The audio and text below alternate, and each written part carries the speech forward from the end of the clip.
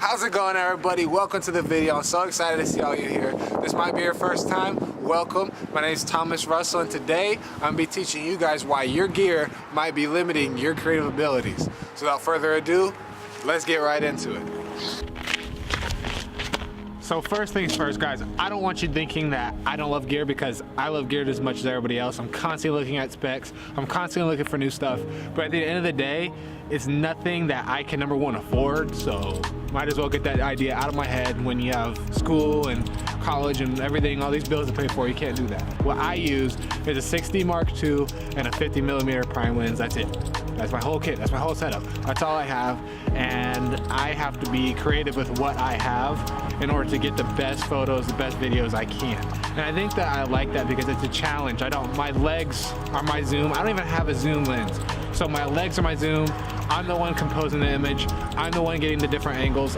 And it's up to me at the end of the day to utilize what gear I have the best and most maximum way that I possibly can. So what I actually have behind me is a laundromat that was shut down, and I think it's under construction now, so I'm not gonna go in. I don't want to trespass or anything like that, but I'm gonna take a few different pictures, a few different videos, and try to get some good solid B-roll, some good solid different compositions with the stuff I have to help show you guys the things that you can get with the gear that you have. So without further ado, guys, let's go see what videos, what photos we can get in this nice little area. So come on, let's go.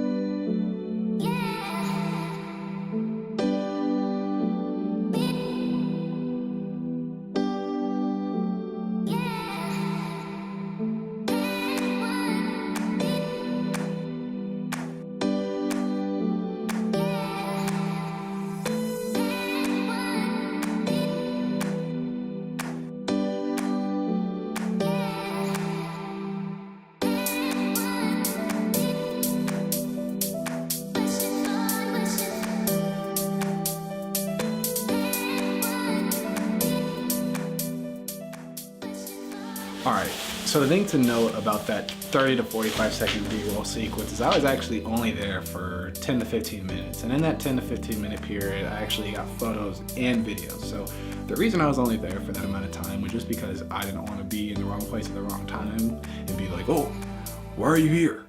Leave, type of thing, and be in trouble for nothing. So I got what I needed and I got out.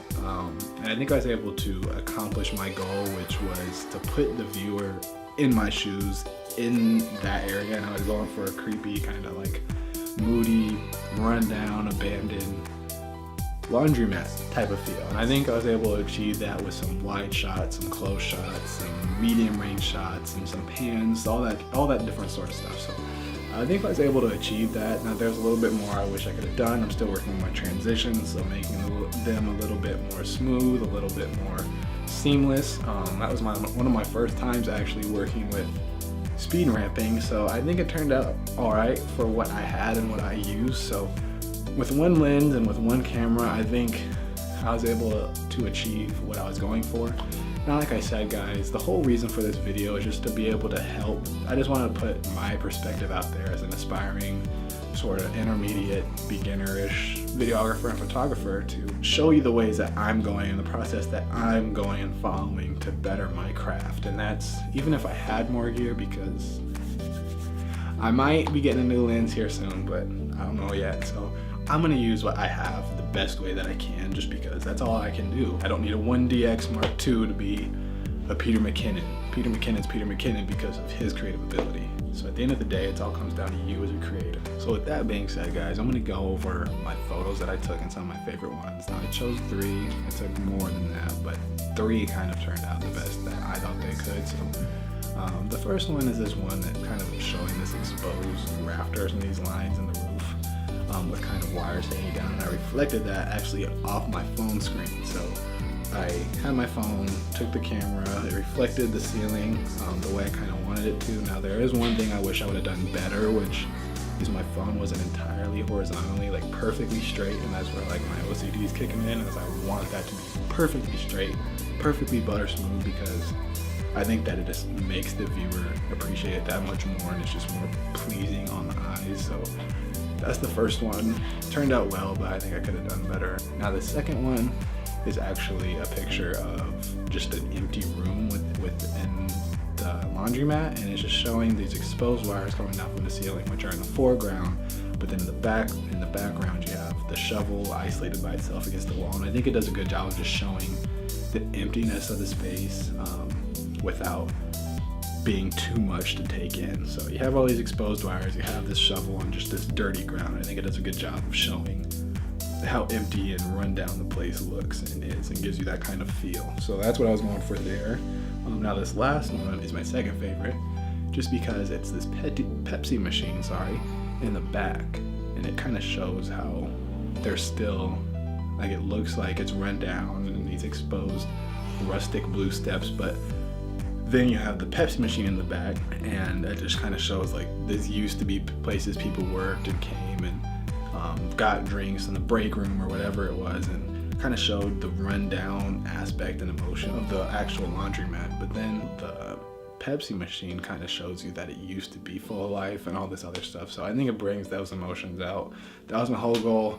That was the whole object of this whole entire challenge kind of thing. And I think that if you guys pick this up and just try using one lens, or your camera, if you have a second body that you just don't use that often, use it.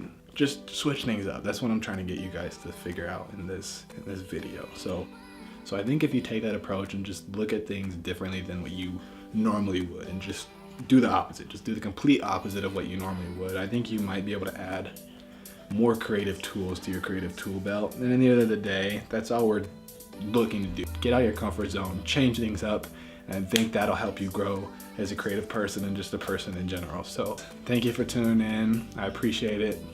Challenge you all out there.